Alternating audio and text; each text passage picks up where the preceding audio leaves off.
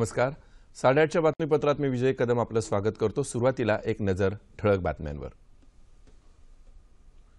जागतिक स्तरावरील गरिबी निर्मूलनासाठी संयुक्त राष्ट्रांच्या व्यवस्थेत सुधारणा आवश्यक असल्याचं पंतप्रधान नरेंद्र मोदी यांचं आवाहन. रोहित वेमुलाच्या आत्महत्येप्रकरणी न्यायालयीन चौकशी आयोग नेमण्याचा मनुष्यबळ विकास मंत्रालयाचा निर्णय. शिवसेना प्रमुख बाळासाहेब ठाकरे यांची जयंती, राज्यभरात विविध कार्यक्रमांचं आयोजन.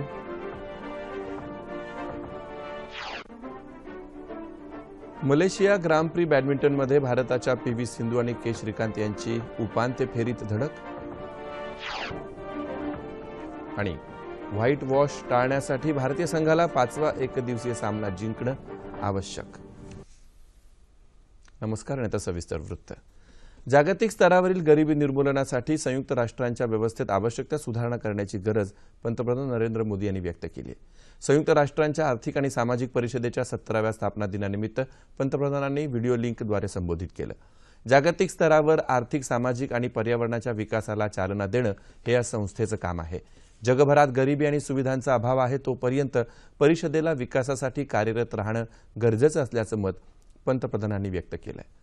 दरम्यान विशेष व्यक्तींबाबत समाजानं मानसिकता बदलण्याची गरज मोदी यांनी व्यक्त केली. वाराणसीत दिव्यांग व्यक्तींना संबोधित करताना समाज म्हणून आपल्याकडे विकासाकडे एकत्रित वाटचाल करायची आहे, त्यामुळे दिव्यांग व्यक्तींच्या हिताचा विचार करण्याची गरज त्यांनी व्यक्त केली. समाजातील गरिबांचा विकास करण्यासाठी सरकार कटिबद्ध असल्याचं आश्वासन त्यांनी दिलं.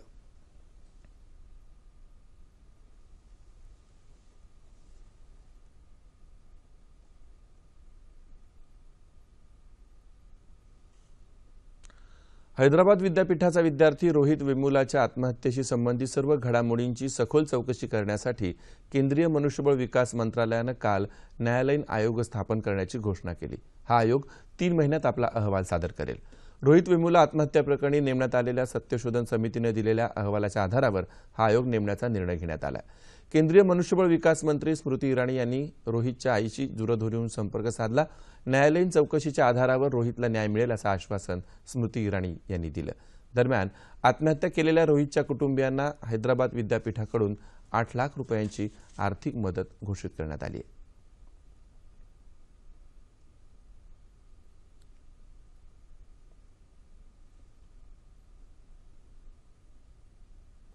मात्र रोहित वेमुला या विद्यार्थ्याच्या आत्महत्येचं प्रकरण संशयास्पद असल्याचं अखिल भारतीय विद्यार्थी परिषदेचे सचिव श्रीहरी बोरीकर यांनी म्हटलंय. ते काल नागपूर इथं पत्रकार परिषदेत बोलत होते.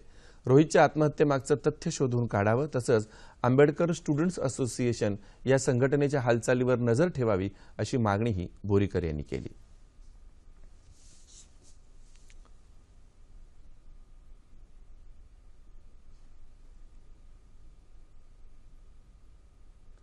प्रजासत्ताक दिनाच्या पार्श्वभूमीवर देशासह राज्यात कडक सुरक्षा व्यवस्था ठेवण्यात आली आहे. भारताला असलेला इसिसचा धोका लक्षात घेऊन सुरक्षा यंत्रणांनी विविध ठिकाणी छापे घातल्याचं केंद्रीय गृहराज्यमंत्री किरण रिजिजू यांनी सांगितलं. विविध राज्यातील इसिसशी संबंधित 14 संशयितांना ताब्यात घेतल्याच्या वृत्ताबाबत रिजिजू नवी दिल्लीत बोलत होते. कर्नाटक, हैदराबाद, उत्तर प्रदेश आणि महाराष्ट्रात राष्ट्रीय तपास यंत्रणा आणि संबंधित राज्याच्या पोलिसांनी ही कारवाई केली.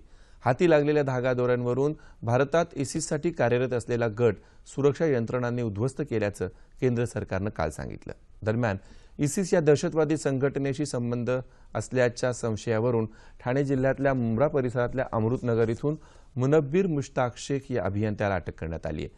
ठाणे पोलीस, महाराष्ट्र दहशतवादी विरोधी पथक तसंच राष्ट्रीय तपास यंत्रणेच्या संयुक्त कारवाईत त्याला ताब्यात घेण्यात आलंय.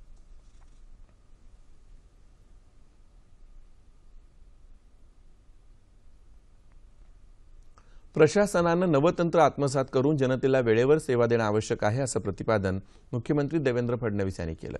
नागपुरात आयोजित केलेल्या 2 दिवसीय ई-गव्हर्नन्स परिषदेचा समारोप काल मुख्यमंत्र्यांच्या हस्ते झाला. त्यावेळी ते बोलत होते. कामांना विलंब झाल्यामुळे त्यामधली भांडवली गुंतवणूक आणि त्यावरलं व्याज असा सारा बोजा शेवटी सामान्यांवरच पडतो. त्यामुळे कमीत कमी वेळेत तंत्रज्ञानाच्या मदतीनं कामांना मंजुरी देणं आवश्यक असल्याचं त्यांनी सांगितलं. या कार्यक्रमाच्या अध्यक्षस्थानी ऊर्जा मंत्री आणि नागपूरचे पालकमंत्री चंद्रशेखर बावनकुळे होते. या कार्यक्रमात शासकीय ई-गव्हर्नन्स याबाबत उत्तम कामगिरी करणाऱ्या प्रकल्पांना पुरस्कार प्रदान करण्यात आले.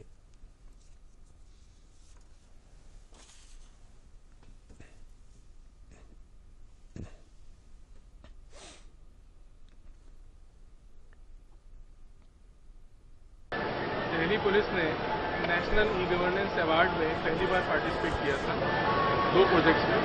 दोनों प्रोजेक्ट्स में उनको अवार्ड मिला है। दोनों ही projects innovative use of technology हैं।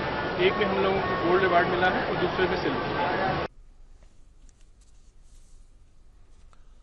महाराष्ट्र राज्य मार्ग परिवहन महामंडळ आणि परिवहन विभागाच्या संयुक्त विद्यमाने शिवसेना प्रमुख दिवंगत बाळासाहेब ठाकरे यांच्या जयंतीनिमित्त विविध योजना काल जाहीर करण्यात आल्या। एसटी महामंडळाच्या अधिकारी आणि कर्मचाऱ्यांच्या मुलींच्या आर्थिक भवितव्यासाठी बाळासाहेब ठाकरे कन्यादान योजना सुरू करण्यात येणार आहे। एसटी अपघातात मृत पावलेल्या व अपंगत्व आलेल्या व्यक्तींसाठी बाळासाहेब ठाकरे अपघात सहाय्यता निधी योजना सुरू करण्यात येणार असल्याचं परिवहन मंत्री दिवाकर रावते यांनी सांगितलं। या योजनेअंतर्गत एसटी बसमधून प्रवास करणाऱ्या प्रवाशांच्या तिकिटावर ₹1 अधिभार आकारण्यात येणार आहे। आत्महत्याग्रस्त शेतकऱ्यांच्या विधवांना विशेष बाब म्हणून ऑटो रिक्षा परवाने प्राधान्याने देण्यात येतील असंही ते म्हणाले। बाळासाहेब ठाकरे यांच्या नावानं रुग्णालय आणि मोटार वाहन अभियांत्रिकी महाविद्यालय सुरू करण्याचा प्रस्ताव असल्याचं त्यांनी सांगितलं। नवीन रिक्षा परवान्यांसाठीच्या ऑनलाईन लॉटरीत महिलांना 5% आरक्षण देण्यात आल्याचंही ते म्हणाले। या सर्व योजनांचा शुभारंभ आज मुंबईत होणार असल्याची माहिती त्यांनी दिली। स्वातंत्र्यवीर सावरकरांविषयी द वीक या साप्ताहिकात प्रसिद्ध झालेला लेख हा निराधार आणि वस्तुस्थितीचा विपर्यास करणारा आहे असं स्पष्टीकरण मुंबईतल्या सावरकर राष्ट्रीय स्मारक प्रतिष्ठानने दिलं। या लेखात करण्यात आलेल्या सर्व आरोपांचा सप्रमाण प्रतिवाद करण्यासाठी काल प्रतिष्ठानचे कार्याध्यक्ष रणजित सावरकर यांनी पत्रपरिषद आयोजित केली होती। त्यात त्यांनी लेखातल्या प्रत्येक मुद्द्याला उत्तर दिलं। सावरकरांनी अंदमानच्या तुरुंगात असताना कधीही माफीपत्र पाठवलं नाही। वकिली डावपेचानुसार त्यांनी पुन्हा देशकार्य करण्यासाठी आवेदनपत्र पाठवली होती, पण त्यात माफीचा उल्लेख नव्हता असं सावरकर यांनी स्पष्ट केलंय। या लेखात विविध आरोप लेखकानं केलेत। या सर्व आरोपांचं प्रतिष्ठाननं खंडन केलं। लेखकानं नीट अभ्यास करून सत्य न मांडता सोयीस्कर तेवढीच वाक्य उचलली असल्याचं प्रतिष्ठाननं म्हटलं आहे।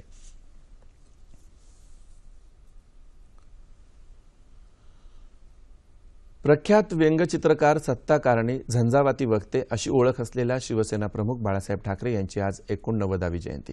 व्यंगचित्रांच्या माध्यमातून जनजागृती करणाऱ्या मार्मिक या पहिल्या मराठी साप्ताहिकाची त्यांनी निर्मिती केली। महाराष्ट्रातल्या मराठी माणसाचा आवाज बुलंद करण्यासाठी शिवसेनेची स्थापना केली। भेदक लेखन, व्यंगचित्रकाराची तिरकस दृष्टी आणि हिंदुत्वाच्या मुद्द्याबाबत रोखठोक विचार अशी बाळासाहेबांची वेगळी ओळख होती। झुणका भाकर केंद्र, झोपडपट्टीवासियांना घरं, मुंबई पुणे द्रुतगती महामार्ग, वृद्धाश्रमांची साखळी, बॉम्बेचे मुंबई असं नामकरण असे अनेक बदल त्यांनी घडवून आणले। स्वतः कोणतेही पद न भूषवता सत्ताकारण करणाऱ्या महाराष्ट्राच्या राजकारणावर खोल ठसा उमटवणाऱ्या या लोकनेत्याला जयंतीनिमित्त अभिवादन।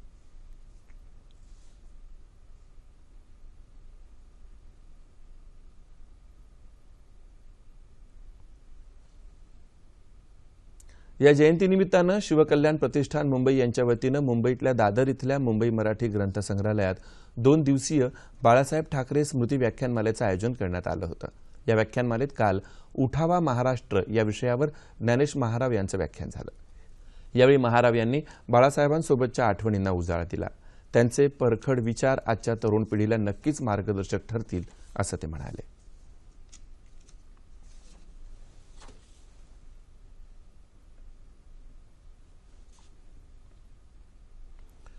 नागपूर महानगरपालिकेची 24 तास पाणी ही योजना फसवी आणि पाण्याची उधळपट्टी करणारी असल्याचं नागपूर मनपा कर्मचारी संघटनेचे अध्यक्ष जम्मू आनंद यांनी काल मुंबईत पत्रकार परिषदेत सांगितलं। या योजनेमुळे नागपूर पालिका दिवाळखोर होणार आहे, तसंच पाणी दरवाढ होणार असल्यानं ही योजना रद्द करावी अशी मागणी त्यांनी केली। जागतिक बँकेच्या दबावाखाली ही योजना सुरू झाली असून संपूर्ण देशात ती राबवली जाण्यापूर्वी जनजागृती करणार असल्याचं त्यांनी सांगितलं। पाण्याच्या खासगीकरणाच्या विरोधात येत्या 25 तारखेला जागतिक बँकेला निवेदन देणार असल्याचंही आनंद यांनी सांगितलं।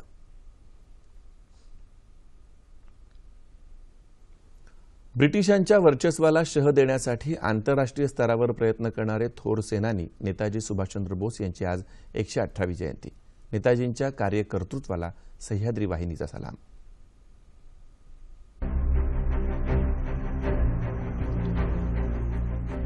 भारतीय स्वातंत्र्य संग्रामातले अग्रगण्य नेते आणि आझाद हिंद सेनेचे संस्थापक सदस्य नेताजी सुभाषचंद्र बोस, जय हिंदचा नारा देणारे नेताजी, तुम मुझे खून दो मैं तुम्हें आझादी दूंगा असं वचन देणारे नेताजी, भारतीय स्वातंत्र्य लढ्यातील लढवय्या नेता अशी ओळख असलेल्या नेताजी सुभाषचंद्र बोस यांचा जन्म 23 जानेवारी 1897 रोजी ओडिशामधल्या कटक शहरात झाला. त्यांच्या वडिलांचं नाव जानकीनाथ तर आईचं नाव प्रभावती होतं. लहानपणापासूनच त्यांच्यावर देशभक्तीचे संस्कार होते. महाविद्यालयीन काळातही त्यांनी अन्यायाविरुद्ध संप पुकारला होता. सुभाषबाबूंचं महत्त्वाचं योगदान म्हणजे आझाद हिंद सेनेच्या स्थापनेतला त्यांचा सहभाग. दुसरं महायुद्ध सुरू असताना इंग्रजांशी लढण्यासाठी राजबिहारी बोस यांनी आझाद हिंद सेनेची स्थापना केली. नेताजींनी आझाद हिंद सेनेच्या माध्यमातून स्वातंत्र्य लढ्यात मोलाची कामगिरी बजावली. आझाद हिंद सेनेमध्ये त्यांनी स्त्रियांसाठी झांसी की राणी रेजिमेंटही बनवली होती. महात्मा गांधीजींनी नेताजींचा उल्लेख देशभक्तांचा देशभक्त असा केला होता. भारताला स्वातंत्र्य मिळवून देण्यासाठी नेताजी सतत झगडत राहिले. प्रखर देशभक्ती, जाज्वल्य राष्ट्राभिमान आणि लढवय्या वृत्तीमुळे त्यांनी ब्रिटिश राजवटीविरुद्ध सातत्यपूर्ण लढा दिला.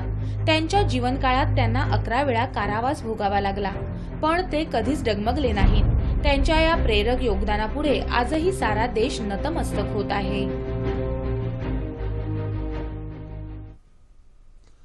नेताजी सुभाषचंद्र बोस यांच्या जयंतीनिमित्त पंतप्रधान नरेंद्र मोदी यांनी नेताजींशी संबंधित सुमारे 100 गोपनीय फाईल्स सार्वजनिक करणार असल्याचं म्हटलंय. नेताजींच्या कुटुंबियांकडे या फाईल्सची डिजिटल कॉपी सोपवण्यात येणार आहे. त्याआधी नेताजींशी संबंधित 33 फाईल्स सार्वजनिक करण्यात आल्या होत्या.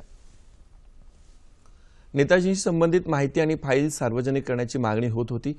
ही माहिती सार्वजनिक झाल्यानं अभ्यासकांना आणि इतिहास तज्ज्ञांना आता मदत होऊ शकणार आहे. यशवंतराव चव्हाण प्रतिष्ठान आणि पुणे फिल्म फाउंडेशन यांच्या वतीनं आयोजित यशवंत आंतरराष्ट्रीय चित्रपट महोत्सवाचं प्रतिष्ठानच्या कार्याध्यक्षा सुप्रिया सुळे यांच्या हस्ते काल मुंबईत उद्घाटन झालं. ज्येष्ठ अभिनेत्री वहिदा रहमान, महोत्सवाचे संचालक जब्बार पटेल या प्रसंगी उपस्थित होते. भारतीय चित्रपटसृष्टीत दिलेल्या योगदानाबद्दल वहिदा रहमान यांना यशवंत जीवन गौरव पुरस्कारानं सन्मानित करण्यात आलं. चव्हाण साहेबांच्या नावानं होणाऱ्या या महोत्सवात माझा सत्कार होतो आहे, याचा मला विशेष आनंद आहे, अशा शब्दात वहिदा रहमान यांनी आपल्या भावना व्यक्त केल्या. वहिदाजींनी चित्रपटातून साकारलेल्या भूमिका या भारतीय स्त्रियांसाठी नेहमीच प्रेरणादायी आहेत, असे गौरवोद्गार सुप्रिया सुळे यांनी काढले. 28 जानेवारीपर्यंत चालणाऱ्या महोत्सवाची सुरुवात ला बुका या इटालियन चित्रपटानं झाली. विविध विभागात सुमारे 65 चित्रपट पाहण्याची संधी चित्रपट रसिकांना पाहायला मिळणार आहे. भारतीय चित्रपटसृष्टीतील सुवर्णकाळाच्या साक्षीदार ठरलेल्या अभिनेत्रीच्या छायाचित्रांचं आणि वहिदा रहमान यांच्या चित्रपट कारकिर्दीचा आढावा घेणारं प्रदर्शन हे या महोत्सवाचं आणखी एक आकर्षण आहे. भारताच्या पी.व्ही. सिंधूनं मलेशिया ग्रँड प्री बॅडमिंटन स्पर्धेच्या उपांत्य फेरीत स्थान मिळवले. काल झालेल्या उपांत्यपूर्व सामन्यात सिंधूनं इंडोनेशियाच्या लिंडावेळी फानेत्रीला 21-10, 21-10 असं पराभूत केलं. तिनं 29 मिनिटातच हा सामना जिंकला. पुरुष गटात भारताच्या के श्रीकांतनंही उपांत्य फेरीत प्रवेश केला. त्यानं उपांत्यपूर्व सामन्यात चीनच्या हुआंग युजियानला 21-15, 21-14 असं पराभूत केलं. तर अजय जयरामचा उपांत्यपूर्व सामन्यात पराभव झाला. मलेशियाच्या ली चॉंगवीनं अजयचा 21-16, 21-16 असा पराभव केला. आणि आता बातमी क्रिकेटची. क्रिकेटमधील दुसऱ्या क्रमांकाचं स्थान आणि प्रतिष्ठा जपण्यासाठी टीम इंडियाला आज शर्थीचे प्रयत्न करावे लागणार आहेत. सिडनीमध्ये आज भारत आणि ऑस्ट्रेलिया दरम्यान 5वा एकदिवसीय सामना होणार आहे. 5 साखळी सामन्यांपैकी भारतानं 4 सामने गमावलेत. त्यामुळे व्हाईट वॉश टाळण्यासाठी भारतीय संघाला विजय मिळवणं आवश्यक ठरलंय. जर या सामन्यात भारतीय संघाला विजय मिळाला नाही तर भारताचं द्वितीय स्थान जाण्याची शक्यता आहे. सिडनीमध्ये नुकतीच सामन्याला सुरुवात झाली असून भारतानं नाणेफेक जिंकून प्रथम क्षेत्ररक्षण करण्याचा निर्णय घेतलाय. आणि आता हवामान वृत्त. येत्या 24 तासात मध्य महाराष्ट्रात तुरळक ठिकाणी पाऊस पडण्याची शक्यता असून उर्वरित राज्यात हवामान कोरडं राहील असा अंदाज हवामान विभागानं वर्तवला आहे. शेवटी पुन्हा एकदा ठळक बातम्या. जागतिक स्तरावरील गरिबी निर्मूलनासाठी संयुक्त राष्ट्रांच्या व्यवस्थेत सुधारणा आवश्यक असल्याचं पंतप्रधान नरेंद्र मोदी यांचं आवाहन. रोहित वेमुलाच्या आत्महत्येप्रकरणी न्यायालयीन चौकशी आयोग नेमण्याचा मनुष्यबळ विकास मंत्रालयाचा निर्णय. शिवसेना प्रमुख बाळासाहेब ठाकरे यांची जयंती, राज्यभरात विविध कार्यक्रमांचं आयोजन. मलेशिया ग्रां प्री बॅडमिंटनमध्ये भारताच्या पी.व्ही. सिंधू आणि के. श्रीकांत यांची उपांत्य फेरीत धडक. आणि व्हाईट वॉश टाळण्यासाठी भारतीय संघाला 5वा एकदिवसीय सामना जिंकणं आवश्यक. याबरोबरच हे बातमीपत्र संपलं. पुन्हा भेटूया दुपारी 2:30 वाजता सह्याद्री वाहिनीवर. नमस्कार.